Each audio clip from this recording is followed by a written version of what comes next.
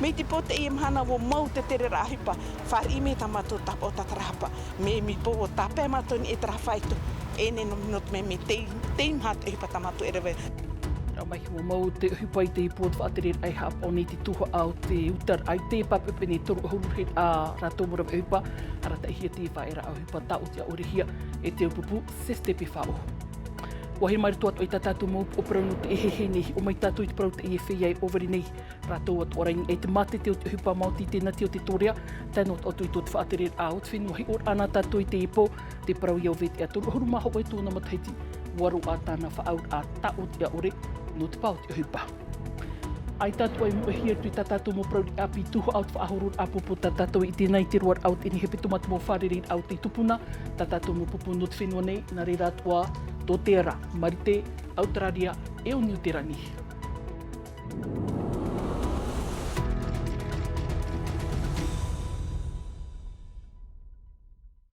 Tara mai, nā poroi hawhari mai te tapa ono te aruhai te wharereid ai te e pōm hana pānei ahurumaho e no te atopa.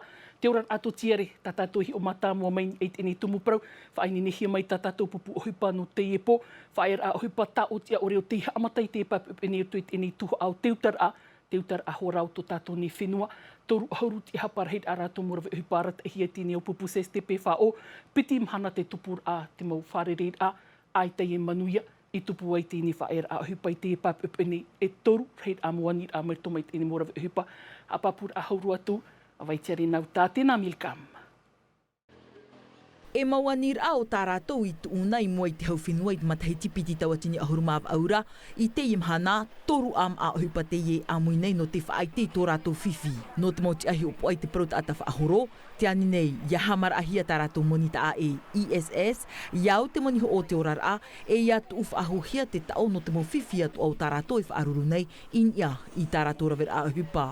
Ai ona pe o to tato promo wa mara a pauro te hipen ia wa mara a tote wa mara a tato men a mori wa mara a fanhor a mato piti ohuru matheti tene mato travera me te petit men to meia piti to tini e pe ai tia mato ia ni tura te fanhor a te yera naruto te fanhor a te ite nei mato te mopu te mar ara tarato wanira ai te mato mara e ha mato enen heti e whaahauei.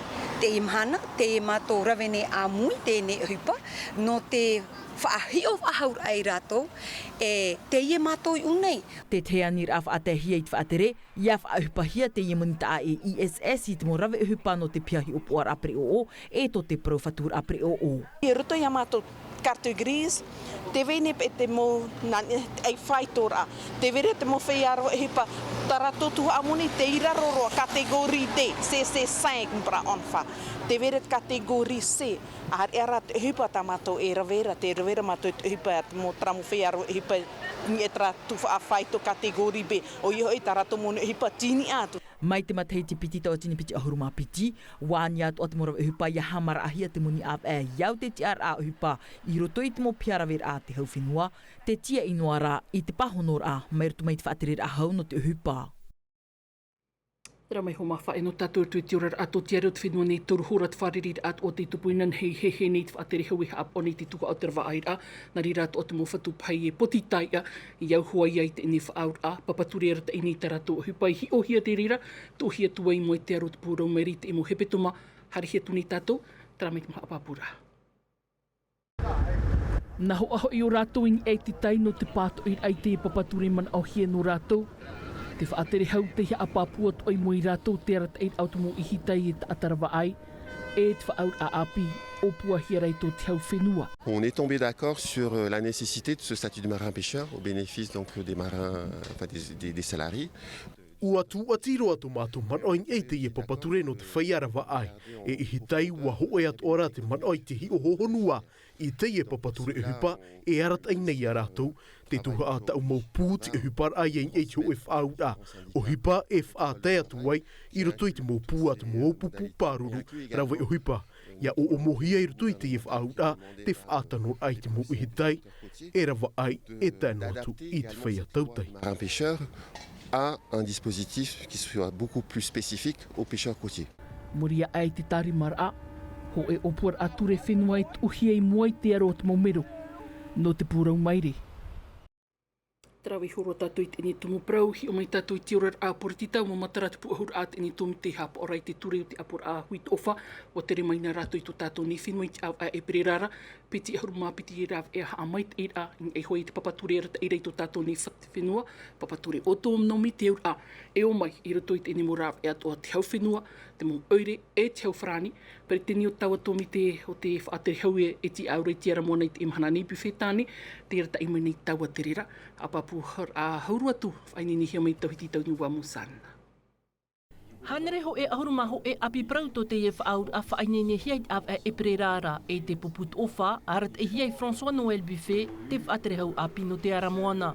Piti ahuruma piti whaaur ai ruto no te haamait ei te papature autonomia pornitia, a teiroa, ia opere mai te hia te momana ti a aur a te haunui e te hau whenua. Il y a des choses qui nous paraissent assez claires. Te teitu a o te tere rao hipa mea maramarama mai te teitu a rā e re te mea papu. Te tumu wa tāpuhia te momana o rera te roto i te tua tapapar a te rara ai tātu e tautor a noroto mai te iemoti amana ia hoe te huipa. Haere roa te mo tua tapapar ain e te areir ai te mo uhipa i ino mai te hamani inor ai rutu te mo utua whare a rera te tapihi or ara au te ero. Te titau nei te ief aur a, ia haapu e hiat mo rāw e arei e pāruru. Tūr e atua te tau ohipar a te moha awai au vhature i te whenua nei, te tiripuna hau te ruto te amhamhar a i te momhana. Que la commission des lois du Sénat traite aussi. E tua tapapato ati i tūmite te parau te paruru a, te ture e te momana i roto i te rima te haunui. E mea tanu ia haere roa mai e hi o tō rātou whaanhora a. Sur ce territoire. E ia amui atua hia te whaateret a whenua i roto i te mo tau ar a prau e te mo ehupa i tupu nei i roto i te mo uti a moana initia e patifita. Ia vai iara i mua i te mo tamtamtar anor to mai te te mau hau, i te whaatupur a te man au tatinun a e yo tātou i te hau whrani. Hauru atu, ia whaahuhia te mana no te ti a aur au te mo pau i roto i te rima o te whaateret a whenua. Ramai no te poritita hare atu o tātou i rito i te tuho a oire no pap e te ipir e era i reira tō te whare haapi a tuarua porogoga inha i te hepeto mani whaatahua hia i te reira whaanhora parurur ahua i te tuho au tia rutei marewa whaamaramarama hia te mo pia hina hia i te parurur ai te paranita whaaiti at orai te mo haaf i a turu hia te ini whaanhora ai te ini taatir au te mo whaihau mati paruru hoa tia rutei marewa i te hia i o tātou nei a pāpura ahurua tō te ini tumu prau whaini ni hia menu tātou i te eposuini anō tautu te mo hoa tāwiri hia mei te papapini e Mamathieu. Trier les déchets, on les jette pas dans l'eau.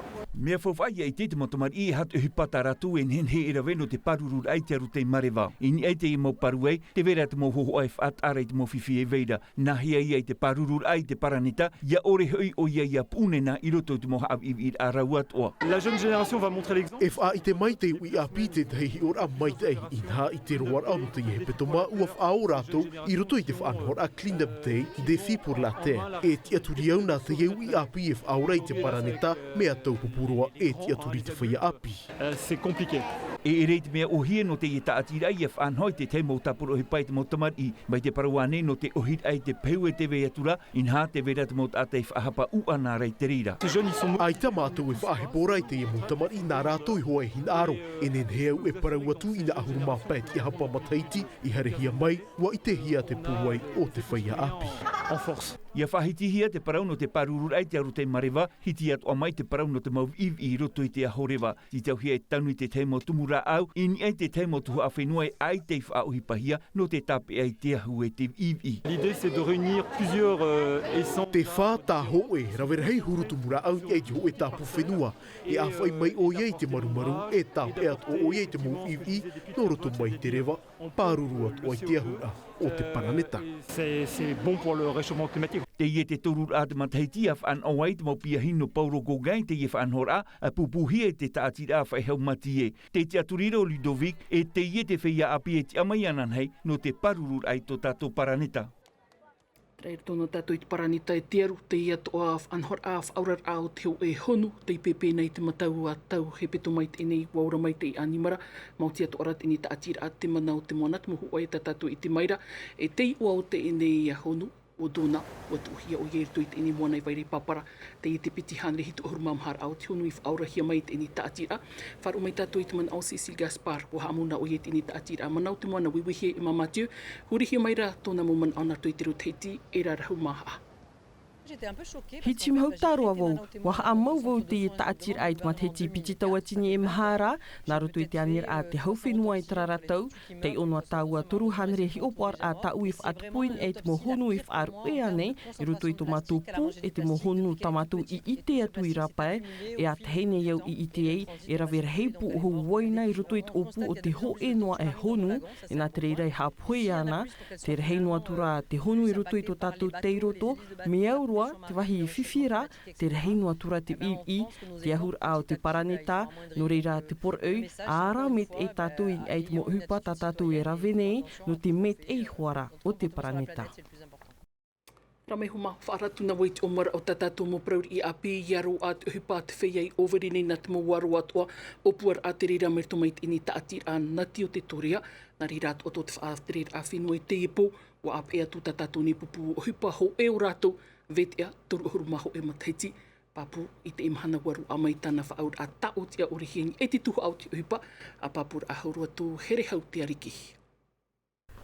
Ho e mataiti te mauro i te ora noa nā ruto i te mauaru anu pap e te ra au te ero, te awa ua mauro i te whare auri, toru ahuru maho e no mataiti to vet ai te imahana wa tawi roa tōna orara, a toru av e te nei wa rua a mei tāna prof au ohipa taotia orehia. Tatat praboati, ngai rau plasi, tipi whaenon prom, overi no, ue ratou, Ani ai tatia ro i tau ki mai. Ni promu pupaka, te nyari mu, ti whae anu. I roto i te arat e rao te whanhor a te Ngāti o te torea, ti tauhia te whea overe ap e ho e mataiti hapir ai roto i te ho e tei e te no te titau i te ohipa, ari ai avet a i whanua av e warav e. Wa whaite me ona i te te e huru e papu me te tana huru ohipa. I ani to mai pei ona te vera te ohipa ta uinene e rawei, tana pue, tana hinaro, i trawit ohipa, tana hinaro, e roa ai tere te e CDI. Hou e piti ahuru te ap e nei te whanhor a haamohia piti matiti te e nei, hono hanere whea overe tārato i wharerei. E te atira te torea i nungi e rawe unan e te i tuhu a uhipa, e te aia mātou, ia rawe amui, traia e wharerei tātou te puto tiare o te hauwhenua, te SFU, te weira atu ara te atira a ISPF. Te whahope anu te atira ia whaao te motei e te atoa, no pap e te i taua whanhor a. Nā mai tono tātou i te ere pūno pap e te hari tātou i te mahura no mam o i te imahana te matarar a te e whait e te rau te atopa, haneri te haparahit au rātou whea whait e te mataiti, e hi o mai tātou i te whauf au te kawa i roto i te ini whait e te rā, hapapura a whainini whahuhia mai here hau te ariki Davidson Bennett i Willia Gondo.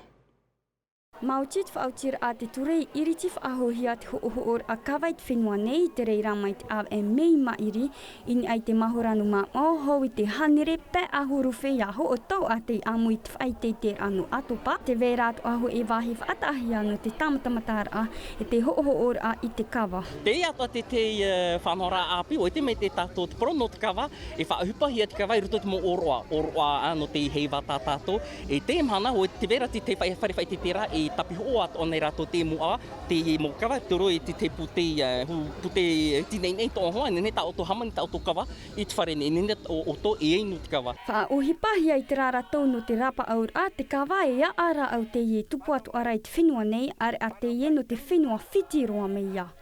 E mea marurua te kawa no whiti, tano, no te mota atai a teira ainu wai. E piti huru whaahupar a tei, mea an ui te pape, e nehen he inu i trai hua teime, te piti e mea huru ohipar hei. Titau hia e titi a te huahuara au ma te whaahupar te tei peha a au, Wha I te au ai te pope e whaarapu mai te ei atuai. Remplir ton bol d'eau et tu malaxes. No te mea hoi ia ara au te aur ai matra mai hoi te hau are po whenua. Puta I te teitei me nin heat oi an ui I te papiha ari. E rā au te ie nin heat oi tamaru I te mawewini ai te tino. Ua prome o ia iau no te whia tuaro nin he te kawa e tamaru te uaua. Tano me te eno u inha meauro na u te ohipatu aro. Ça pourrait vraiment m'intéresser. Mai te peu no atu te hinarura oto I tamatai aha te huro te kawa tapapatu I te mahoranu mam o. Aure rā haere no atu ni ai te tahua natira rā Facebook kawa teiti. Tera mai, no te kawa hare atu o tātou tui te tuha o te whaahurur a pōpō wa I te tātou te hepeto mana I te tupura a te ni whaanhor ai tō tātou ni whenua. Wa te atu o mai te mō ai tō no te ara mai, tō niuterani, tō marite, tō Aotearoa atoa, wharerid ai ta tātou mō pupu tāne e wahine, rātou te whaai te mai tō rātou puai, ini ai te ta tātou mō pupu no te whenua nei, mai tā he manu tai, e hapapu mai tātou te mohu a tāwerihia mai ore anu te whau. Ora ahuru maho e tia te amatara te muha autira mātāmua I te tahua paterno pir e. No te ia wharerei a ua wha I te mai te mō pupu no te ara I tō rātou puai I mua I te mō aito no te whenua nei. Ai tā rā te mō maona no te whenua nei I haa paru noa e ua tui te hop ea no te tapapara ai te pera paio. Ai tā rā I te ahia. Ai tawe puero mo maona no te ara mai. Tēne prou, toi roa tā rātou whaito teitei o, tā rātou I te hauti, te ahoro mi horo tō ho, ta whirahiro tō te whenua ni. Tērā, fōa e o trene, tāre tara tī tō rātou whaito. Wa I te hua mātou, e ere roa atu I te mea ohi e no te whaau ai e te ino pupu. No atura, ua whaangini mai te hua te ipupu tā mātou, no te e tataura. I te reo o te rātira o Remi Trebel no te mauha autira mai tei e te uru e ti tauhi e te mau maona e whaingini mai tei. E ere di me o hie te apari te ue pupu. Inha, me ai tiro te whia e tapapanei mo whaingini a. Me ai te taua e tura toi te opea. Rawa ia nei tēnā. Te teia tupa, rawa e papui te mo whaingini a, rawa hei te me wharerei te mo pupu. E hupa ia e toera I te whenua nei. Tei papu, ua tupu mai tei te wharerei a pap e te International 7. No teia mataheiti I muri nei e anihia I te mo aito tānei whaine no te whenua nei e haapuai atua te mo whaine nera. Tera mai homa, hini eit ini tumu prau hope roa tatato nev e whaini nihia mai te taatu ar autumu pap e viano te po mahana panei. Rotoma ate miti tatato mu prau I apinar tu te rofrani, ruptihia mai te roar aut ini hope e pitoma. E Davidson Bennett whari mai e te tapa o arhoa parhei. I aura. E haapururu hia te iwi a ini a I te tahua natirara a Tino TV.